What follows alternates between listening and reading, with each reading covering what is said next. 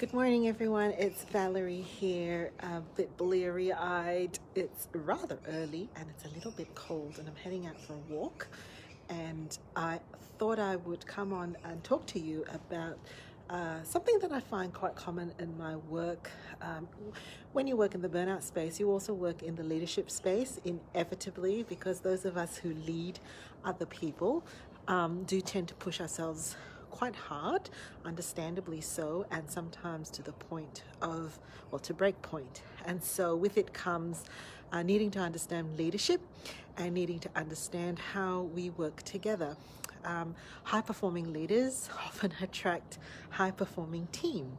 And when you attract high-performing team or passionate team members, you inherently inherit conflict. It's impossible to avoid conflict. One of the things that I often say is that harmony and unity are not the same things.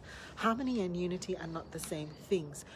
You can achieve unity as a state of your team, but harmony will be transient. Let me unpack that a little bit. Harmony is that thing where there is no conflict. When you are putting together a music team and you play music together, harmony means that we're all in the same key, singing the same tune, playing the same chords. That means that nobody is different, right? We are actually in sync with one another. And so when there is discord, to use music as an example, disharmony, that means that something somewhere or someone out there is not quite playing the same tune as the rest of the people. And that's harmony. And so it's the absence usually of conflict because everybody is thinking the same way. That is not what you want in your team. If you have a very homogenous team, you are also likely to get into a situation of groupthink where everybody thinks the same way. You're going to be pretty bland. You're all going to have the same weaknesses and all going to have the same strengths, and it really doesn't make for great teamwork. Unity, on the other hand, is a state that can be achieved. Unity is when we have the same mind. We might do things differently. We might take different approaches to get to the end goal, but we're pretty much heading in the one direction because we are united. We see the same view. We have the same perspective. We see the same vision, and we're moving in the same direction. And that is going to be inherently conflictual, and it needs to be. It needs to have conflict. Because if you can actually figure out how to work together, harness one another's strengths, take other people's points of view, and make the best of diversity, then your direction and your methods and your momentum will be strong. But it's going to take conflict.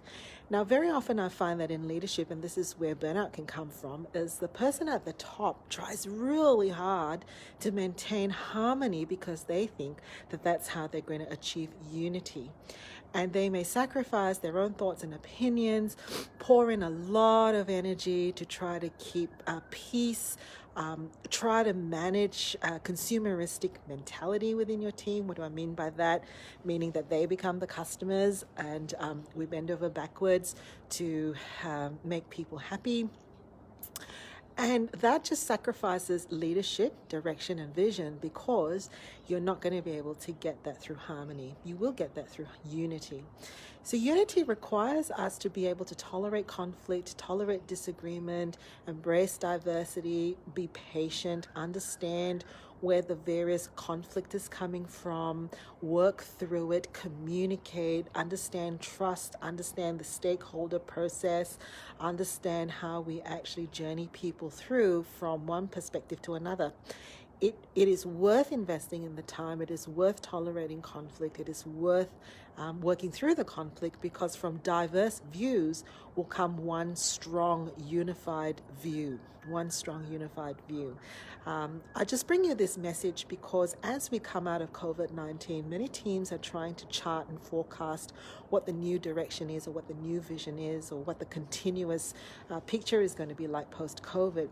And you may think that because it's been such a difficult time, you want to achieve harmony. You want us all to be peaceful and not rock the boat, but that's not going to work.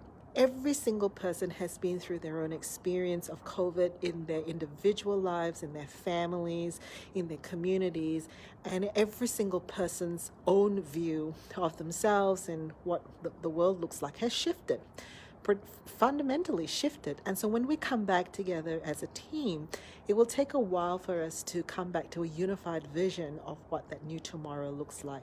I myself am in the process of doing that in my own business. And today I just woke up.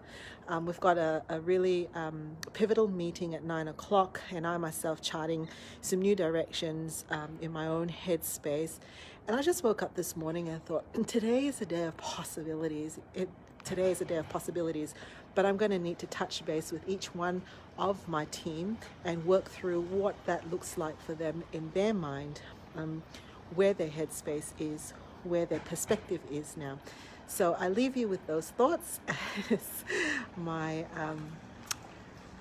friend is here to pick up her sunnies. Okay, bye.